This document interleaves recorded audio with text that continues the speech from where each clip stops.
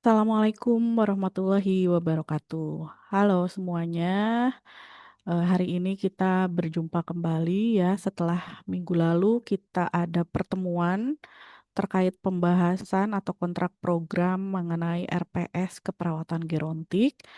Maka hari ini kita akan memulai pertemuan pertama, dengan topik konsep dasar lansia dan teori menua.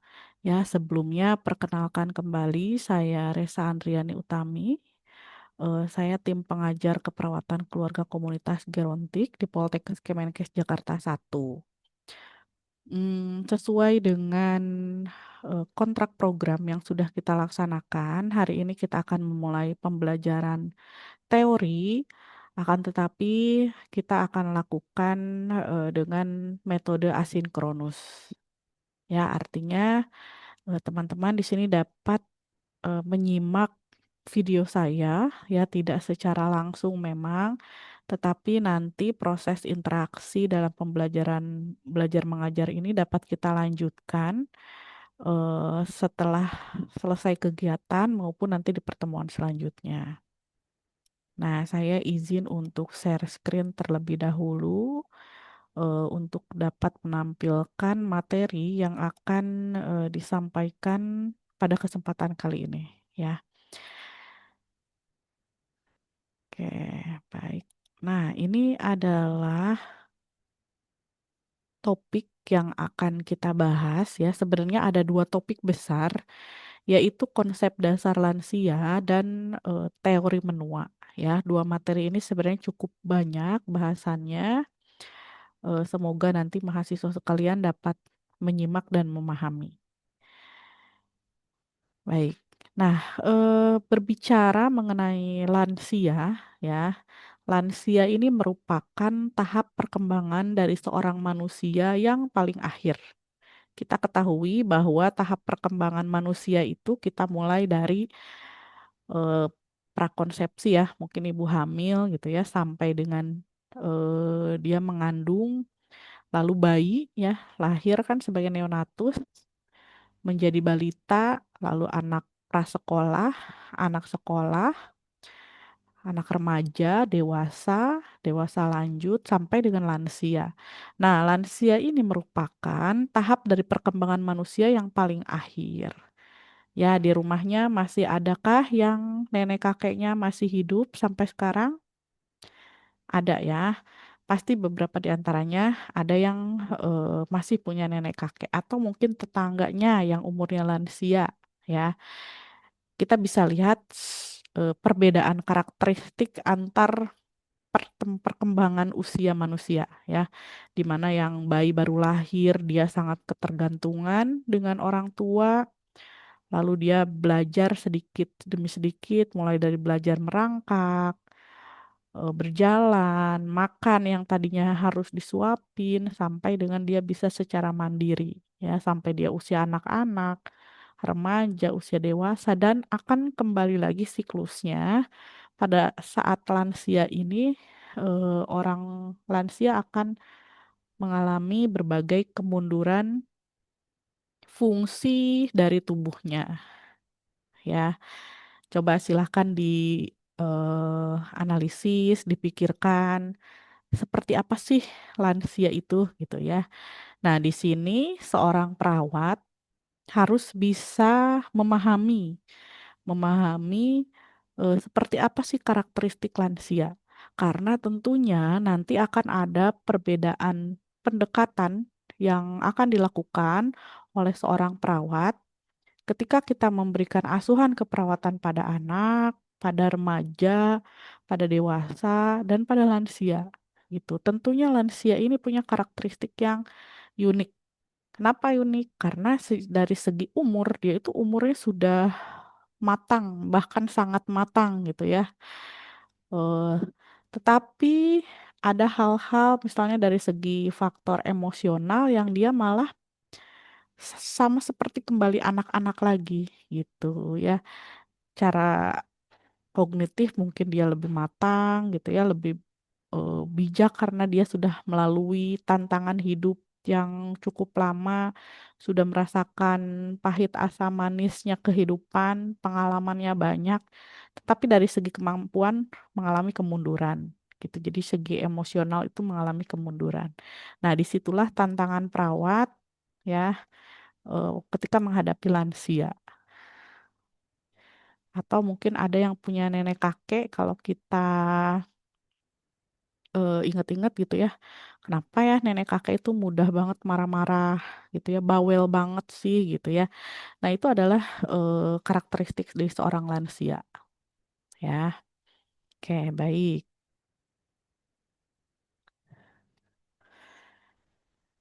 Nah, jumlah penduduk lansia ini di Indonesia semakin ke sini semakin meningkat ya. Konsekuensinya akan muncul berbagai permasalahan yang kompleks. Baik itu dari aspek fisik, psikologis maupun sosial ekonomi. Di antaranya di mana ada penurunan status fungsional yang berdampak terhadap penurunan kualitas hidup. Artinya apa? Jadi dari segi fungsi, status fungsional lansia itu yang tadinya dia bisa beraktivitas, bekerja, tadinya jadinya nggak bekerja lagi gitu ya karena sudah pensiun. Yang tadinya jalan bisa cepet, ini jalan aja dibantu oleh tongkat. Yang tadinya bisa melihat dengan jelas, ini sudah banyak yang katarak gitu. Artinya semua fungsi di dalam tubuhnya itu mengalami penurunan. Apa dampaknya? Dampaknya akan mengalami penurunan kualitas hidup, ya. Bagaimana kalau kualitas hidupnya menurun? Ya, tentunya dia akan banyak dibantu atau bergantung kepada orang lain, ya. Status fungsional ini merupakan suatu faktor yang penting karena dapat dijadikan indikator dari kemampuan lansia untuk mempertahankan kemandiriannya. Ya, misalnya mandi, berpakaian, menjaga kebersihan diri, makan, eliminasi, beribadah, gitu ya. Nah, kalau misalnya tidak bisa melakukan secara mandiri, otomatis pengaturan instrumen aktivitas kehidupan sehari-hari juga menjadi terhambat. Ya, nggak bisa lagi memelihara rumah, tidak bisa mengatur keuangan, berbelanja, tidak bisa menggunakan sarana transportasi, dan ini akan menjadi beban kepada si caregiver atau anggota keluarga lain yang lebih produktif. Kalau misalnya di rumah ada lansia, pasti ada yang merawat, terutama lansianya ini yang memang memerlukan bantuan sebagian atau memerlukan bantuan penuh gitu ya, ketergantungan sepenuhnya. Tentunya ini akan, menjadi beban bagi, anggota keluarga lain yang masih produktif, gitu ya. Nah, kemampuan lansia dalam melakukan aktivitas kehidupan sehari-hari ini dipengaruhi oleh berbagai faktor, ya, faktor usia, jenis kelamin, status perkawinan, pendidikan, pekerjaan, sosial budaya. Ini akan mempengaruhi lansia dalam melakukan aktivitas sehari-hari. Juga ada gangguan fungsi kognitif, masalah kesehatan kronis, ini juga bisa mempengaruhi status fungsional lansia. Nah, sehingga lansia ini sangat memerlukan yang namanya dukungan sosial. Ya, ini faktor penting untuk meningkatkan kesejahteraan lansia. Sumber dukungan itu bisa dari mana saja. Dukungan profesional, misalnya perawat, dokter gitu ya. Dukungan masyarakat. Ya, di masyarakat juga kalau ada lansia tentunya kan kita suka ada apa namanya etika gitu ya, nilai moral, etik. Kalau ada lansia kita bantu menyeberang. Nah, itu adalah dukungan-dukungan terhadap lansia. Dukungan dari teman, dukungan dari keluarga terutama gitu ya. Di Indonesia ini memang dari segi etika, norma dalam menghargai seorang lansia masih tidak sebaik di negara-negara maju, misalnya negara Jepang ya, di mana di sana dukungannya itu selain dari dukungan keluarga, juga di masyarakat itu cukup tinggi gitu. Jadi di fasilitas umum misalnya transportasi atau di area apa namanya jalan gitu ya, kita suka melihat ada spot-spot khusus yang dikhususkan untuk lansia. Ya, misalnya tempat duduk khusus lansia gitu ya. Kemudian di jalanan juga sama ya. Ada area yang apa namanya dikhususkan gitu ya untuk lansia. Di Indonesia sudah cukup banyak, tetapi memang belum sebaik negara lain ya. Tapi ke depannya mudah-mudahan dengan menghargai lansia ini bisa lebih maksimal lagi. Nah, keperawatan pada lansia ini ditujukan terhadap kemampuan lansia untuk hidup dan berfungsi secara efektif di masyarakat dan melatih rasa percaya diri dan otonomi untuk meningkatkan kemandirian dan kesehatan mereka. Nah, pelayanan keperawatan lansia di komunitas ini difokuskan pada upaya preventif dan promotif, walaupun tidak boleh mengabaikan kuratif dan rehabilitatif. Tujuannya adalah supaya membantu lansia mengubah gaya hidupnya dan bergerak menuju ke keadaan yang sehat optimal serta melindungi lansia dari berbagai penyakit dan bahaya lingkungan. Ya, jadi memang tujuan dalam perawatan lansia ini adalah supaya tadi kualitas hidup lansia itu bisa minimal dipertahankan gitu ya karena kita yang namanya manusia itu kan sudah ditakdirkan oleh Tuhan punya batasan umur masing-masing ya. Ada yang memang bisa sampai mencapai usia lansia, ada yang masih muda sudah meninggal gitu. Itu sudah ada garis takdirnya masing-masing. Nah, tetapi upaya yang bisa dilakukan terutama oleh perawat adalah mempertahankan agar kualitas hidup lansia itu tetap baik sampai dengan menjelang ajalnya gitu ya. Oke. Nah, kita lihat definisinya ya. Banyak istilah ya, ada beberapa. Ada yang disebut lansia. Lansia artinya lanjut usia gitu. Ada juga yang menyebutnya manula gitu ya, manusia lanjut usia. Itu sama aja sebenarnya, hanya perbedaan istilah. Tadi ya, bahwa ini adalah suatu masa atau tahap hidup manusia yang merupakan proses alami tidak dapat dihindari. Ya. Nah, hari lansia itu sering dikenal pada tanggal 29 Mei ya.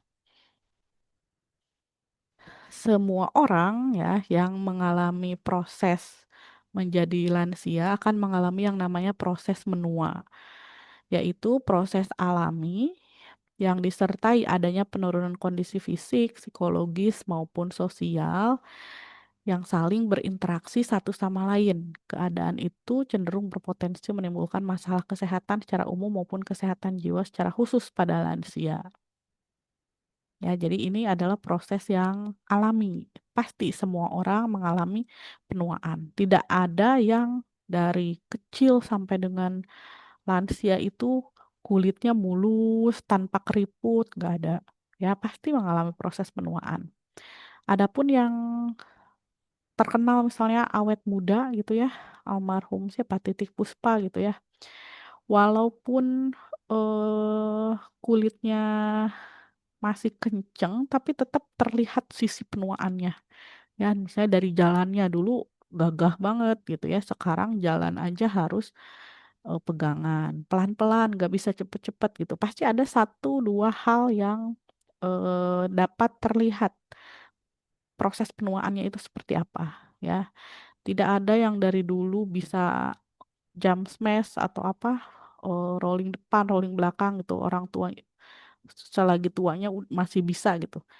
Itu jarang ya. Pasti ada yang kemampuan yang pasti mundur gitu ya. Kemampuan yang berkurang.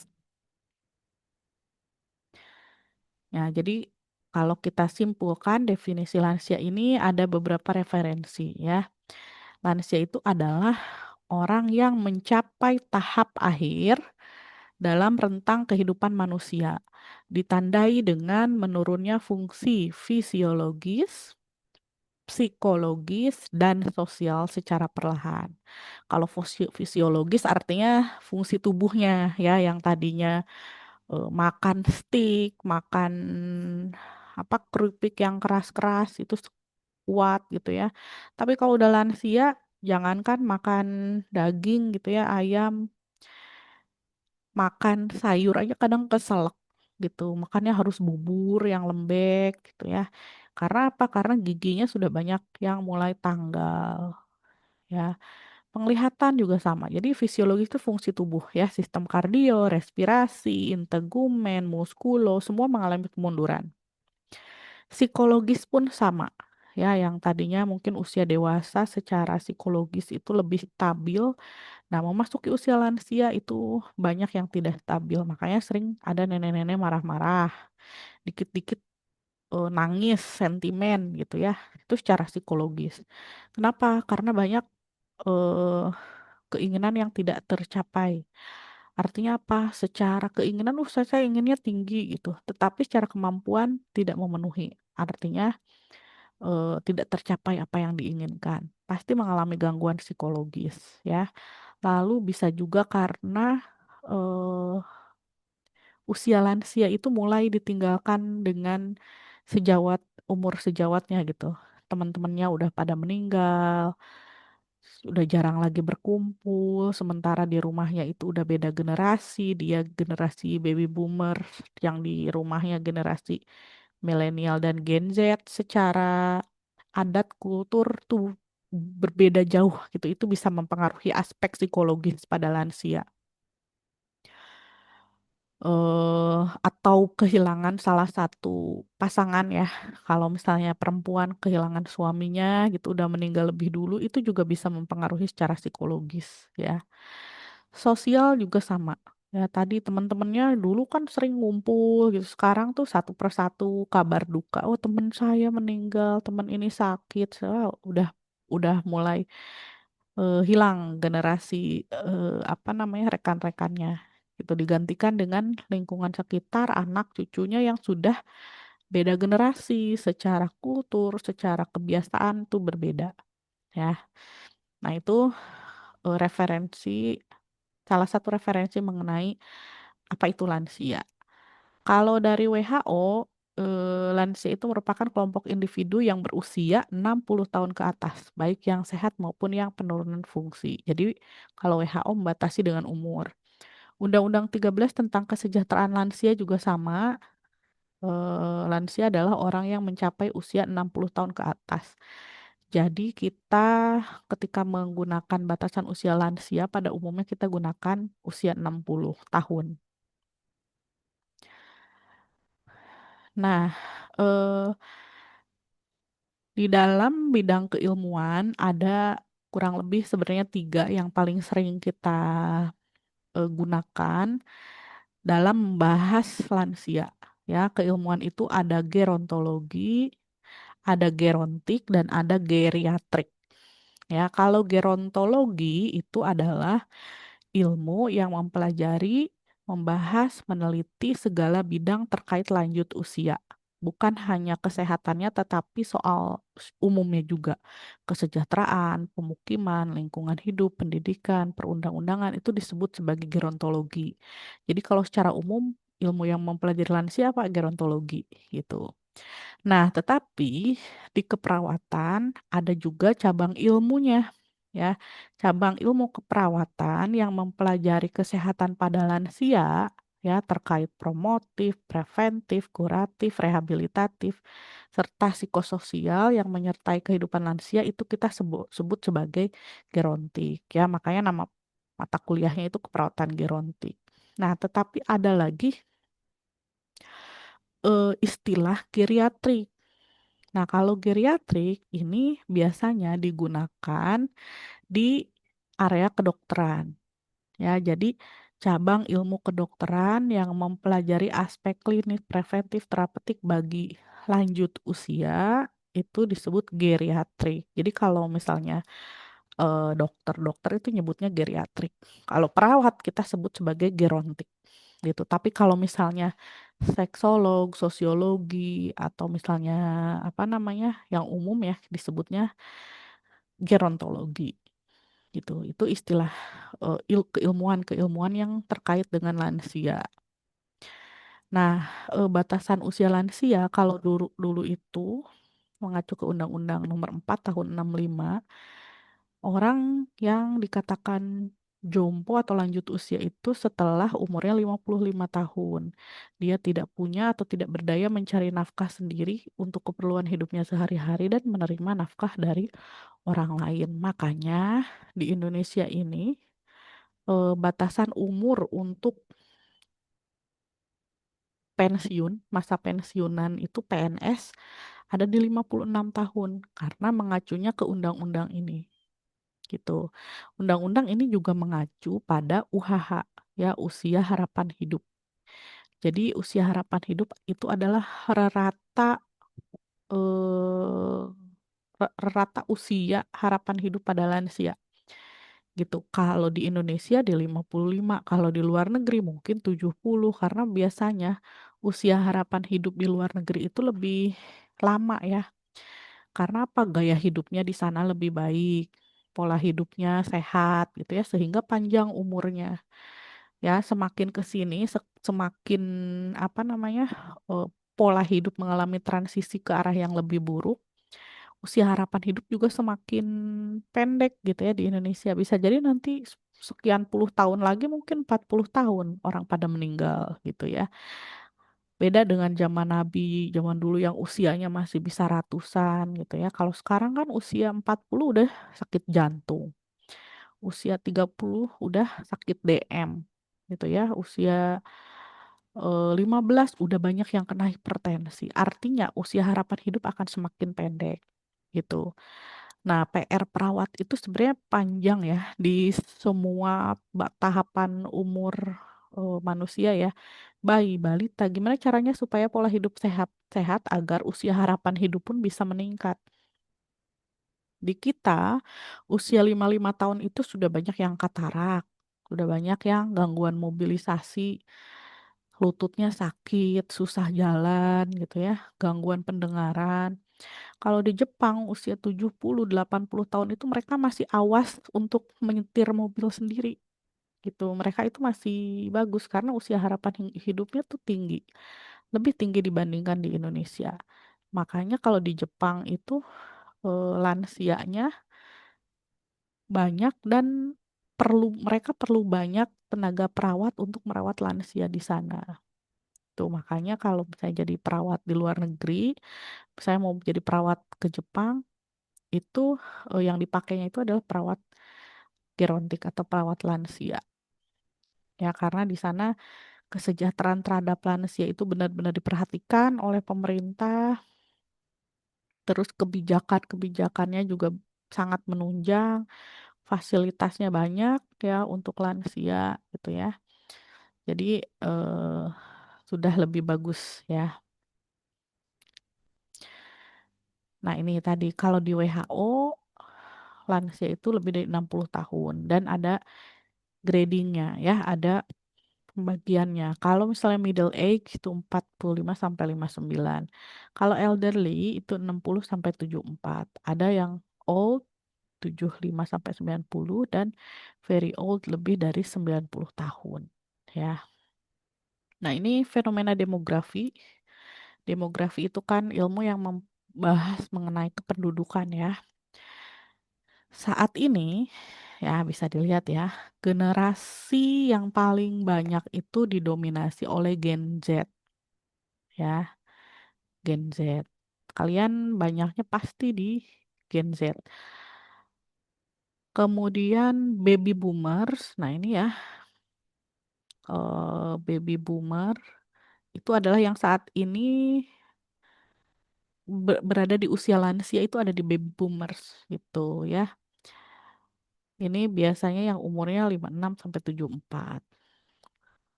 Kalau umuran dewasa saat ini yang ada kalau di demografi usia dewasa itu ada di sini nih, milenial.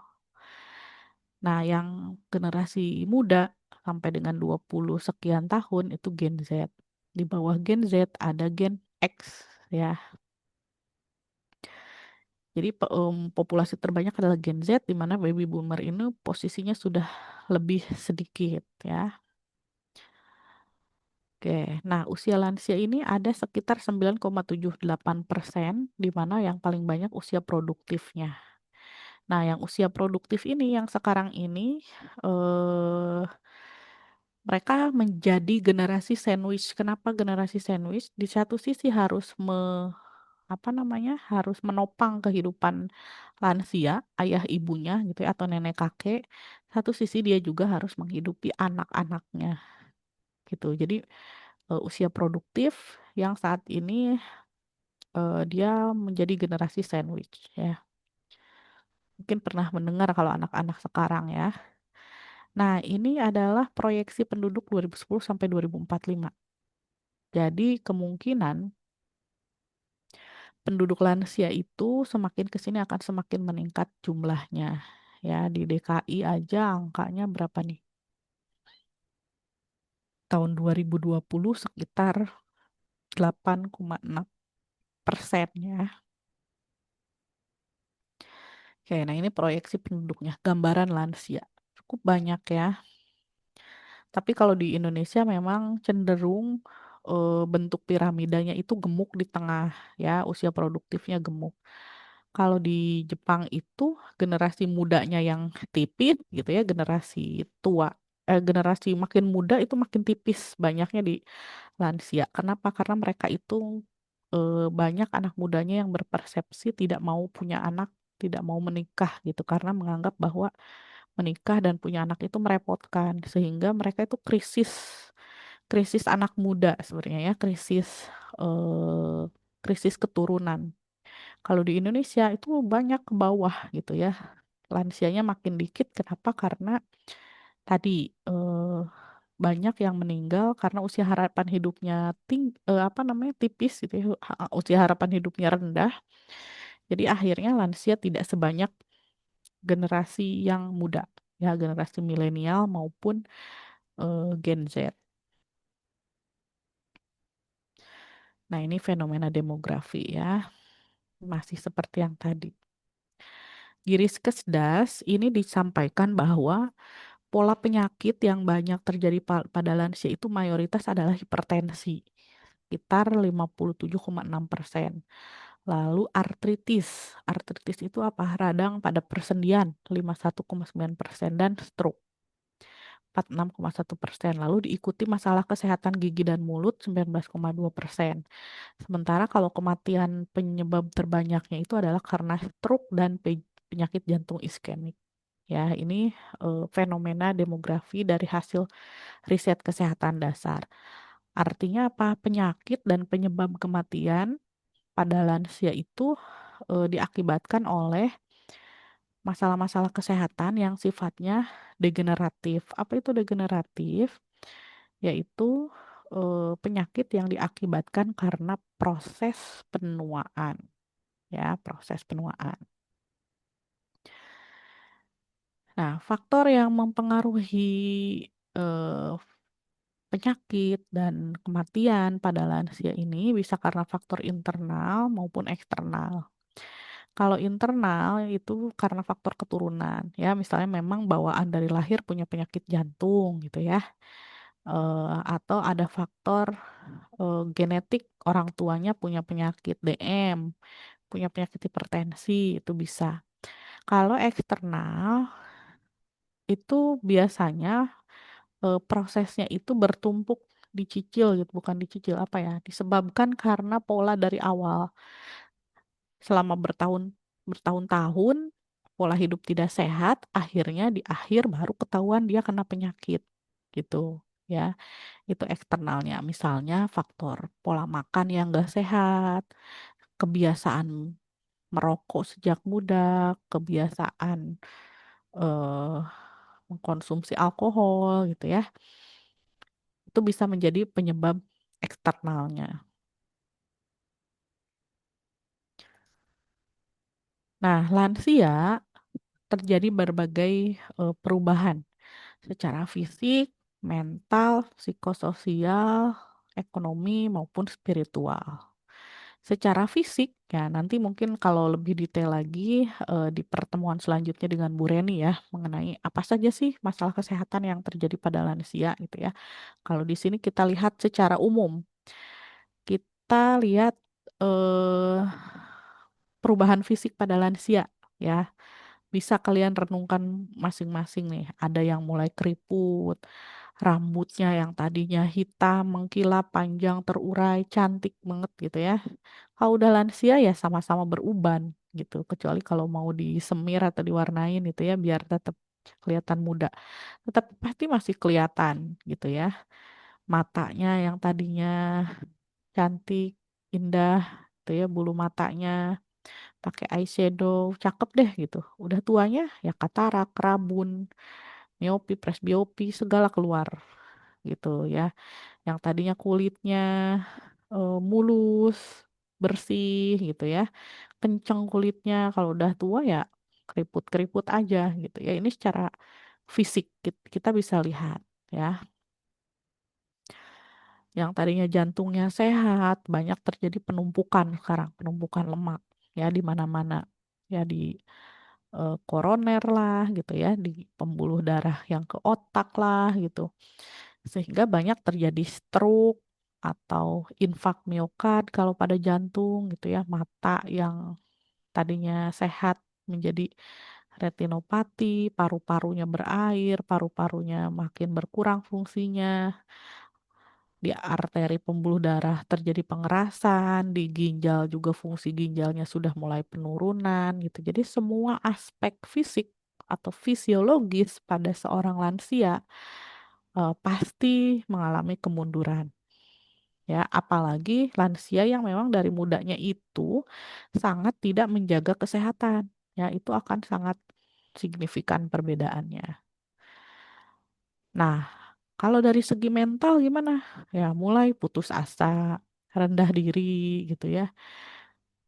Ya ampun saya kok udah tua, dulu cakep, sekarang kayaknya udah nggak memperhatikan penampilan fisik, ada perubahan gambaran atau konsep diri, udah berkurang gairah atau keinginan terhadap kehidupan duniawi gitu ya, lebih waspada, stres, depresi karena teman-temannya udah pada meninggal. Aduh kayaknya saya juga tinggal nunggu hari nih misalnya ya. Istilahnya dia sudah mulai mengingat akan kematian karena makin lansia kan semakin dekat ajalnya gitu. Jadi stres, depresi, kehilangan itu pasti sering terjadi ya, berkaitan dengan mental lansia. Psikososial juga sama. Kesepian akibat pengasingan diri dari lingkungan sosial karena dia udah lansia yang lainnya masih pada muda gitu ya. Kehilangan hubungan dengan teman-teman dan keluarga, ada yang anaknya udah pergi jauh-jauh gitu ya, pada berkeluarga masing-masing, sudah pada menikah, punya anak. Ada juga yang eh apa namanya, ya udah teman-temannya juga udah nggak peduli, saya juga udah repot ngurusin diri sendiri gitu ya, ngapain kita ngurusin teman sesama lansia gitu. Jadi banyak masalah psikososial yang terjadi pada lansia. Ekonomi juga sama, ya dia mulai pensiun, tapi pengobatan harus terus gitu. Dia ketergantungan sama anaknya, karirnya juga sudah, apa namanya, sudah tidak tidak sebagus masa muda lagi. Ya, ini dari segi ekonomi. Dan ini semua akan menjadi beban pikiran ya yang bisa berimbas ke masalah fisik pada lansia. Makanya orang yang pensiun kalau secara mental tidak siap, banyak terjadi yang namanya post power syndrome, stres gitu ya. Tadinya biasa kerja gitu ya, sekarang sudah pensiun, pasti terjadi masalah psikologis. Nah, secara spiritual juga sama. Ya, kebanyakan memang semakin sadar akan kematian, makin taat ibadahnya gitu ya. Tapi ada juga yang sebaliknya, makin tua malah makin jadi gitu ya. Ini tergantung eh, apa namanya karakteristik sikap masing-masing orang. Nah, seperti apa sih masalah yang sering muncul pada lansia? Ini dari I semua ya, imobilisasi yang tadinya dia jalan, lari ke sana kemari gitu ya, sekarang terbatas karena fungsi muskuloskeletalnya menurun. Instability, tidak stabil ya.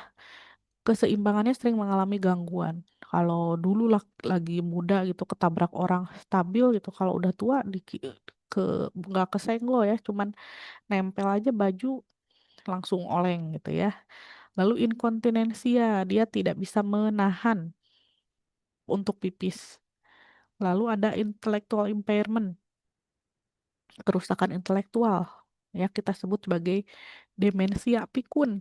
Lupa ini hari apa, tanggal berapa, lupa ini sore apa pagi gitu ya.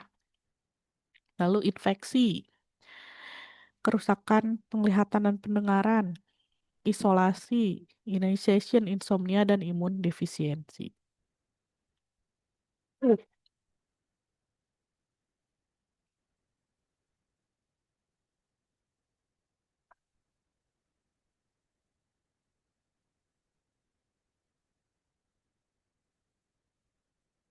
Nah, yang 7 penyakit kronik yang sering terjadi pada lansia diantaranya adalah osteoartritis, peradangan pada sendi, osteoporosis, penurunan kepadatan tulang, ya, ada penyakit jantung koroner, jadi arteri koronernya mengalami pengerasan gitu ya, hipertensi, DM, demensia, dan kanker. Ini yang paling sering terjadi ya. Ini kita sebut sebagai penyakit degeneratif atau penyakit yang muncul akibat faktor penuaan. Bisa disembuhkan? Bisa, tapi sulit gitu. Lebih baik memang dicegah karena kalau lansia sudah kena penyakit tuh berembet komplikasinya langsung dari DM ke jantung ke ginjal kemana-mana tuh ya. Sehingga apa yang harus dilakukan yaitu jaga asupan makanannya dengan gizi berimbang. Minum air putih sesuai dengan kebutuhan ya, tidak merokok, tidak konsumsi alkohol, berolahraga minimal 30 menit sehari, berhati-hati saat berkegiatan di jalan, berperilaku seksual tidak beresiko, luangkan waktu dan nikmati istirahat, jangan memanjakan stres gitu ya. Jadi memang banyak yang harus dilakukan ya.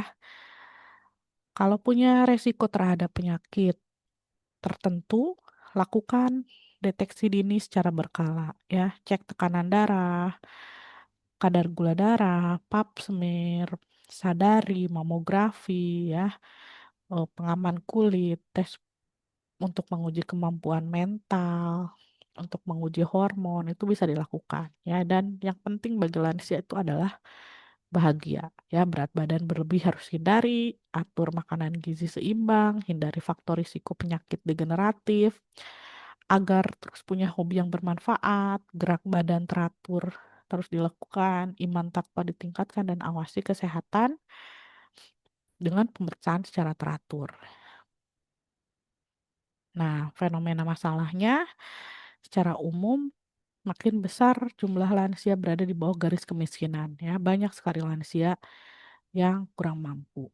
Lalu makin melemahnya nilai kekerabatan sehingga lansia kurang diperhatikan, kurang dihormati, dan kurang dihargai. Banyak sekali kasusnya lansia itu diterlantarkan langsung ditaruh di panti jompo atau disebut sebagai panti werda. Kalau di luar negeri sih tidak ya.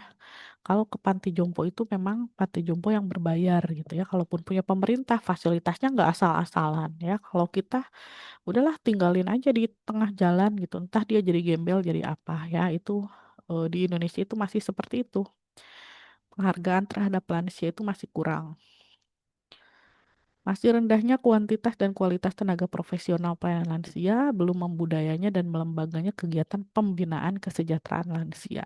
Ya, jadi mahasiswa sekalian, kalau di Indonesia itu dinas atau departemen atau kementerian yang menaungi orang-orang terlantar di jalanan itu adalah Kementerian Sosial, Kemensos. Kemensos itu kan dibantu oleh Dinas Kesehatan tiap kota.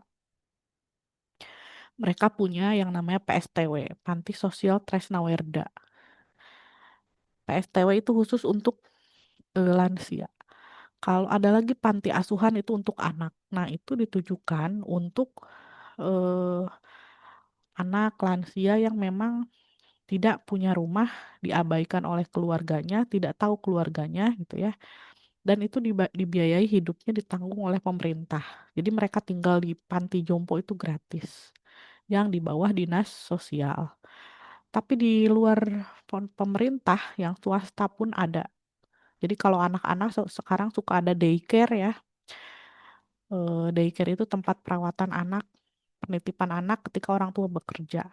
Nah, untuk lansia pun sekarang ada gitu. Jadi ada panti werda khusus eh, swasta di mana nanti dia bayar sebulan ada yang 1 juta, sebulan 2 juta, gitu ya tergantung fasilitasnya. Sekarang itu ada.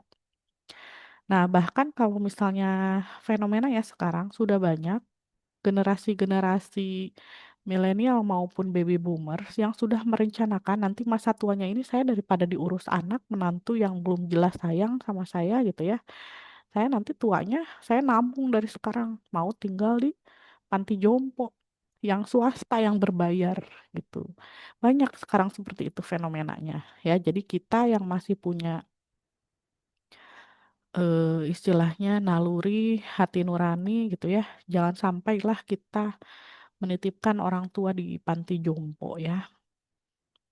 Karena orang tua kita adalah orang yang merawat, mengasuh, mendidik, mencukupi segala kebutuhan kita, kita dijaga betul-betul dari kecil sampai sekarang. Jangan sampai udah tuanya kita malah mengabaikan orang tua ya.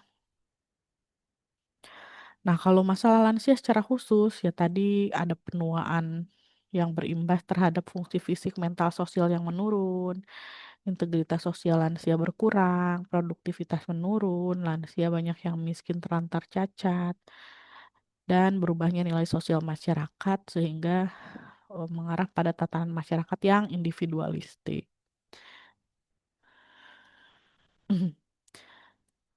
Nah, kalau penyakit pada lansia itu karakteristiknya biasanya sering multiple. Ya, dia kena penyakit katarak, tapi sebenarnya penyebabnya karena DM. Selain gitu, sering seperti itu. Ada sakit ginjal, tapi sebelumnya gara-gara hipertensi gitu. Jadi saling berkaitan. Nah, banyak juga dari penyakit degeneratif kronis ini menimbulkan kecacatan. Gejala sering tidak jelas dan berkembang perlahan. Penyakit sering bersama-sama dengan masalah psikologis dan sosial, ya, dan sering banget terjadi yang namanya infeksi karena imun tubuhnya semakin berkurang. Nah, permasalahan khususnya tadi ya, ada proses penuaan, perubahan sosialisasi, produktivitas menurun, dan kebutuhan terhadap pelayanan kesehatan juga semakin meningkat. Nah, itu adalah gambaran seperti apa itu lansia dengan berbagai jenis permasalahan kesehatan yang terjadi. Oke, baik. Sekian materi yang disampaikan mengenai konsep dasar lansia. Selanjutnya, silahkan para mahasiswa sekalian untuk mengakses kuis. Untuk link akan saya share gitu ya melalui si pen. Silahkan mengerjakan kuis sesegera setelah menyimak video yang sudah disimak ya. Baik, terima kasih semuanya. Nanti kita akan lanjutkan kepada materi mengenai eh, teori menua. Selamat mengerjakan kuis.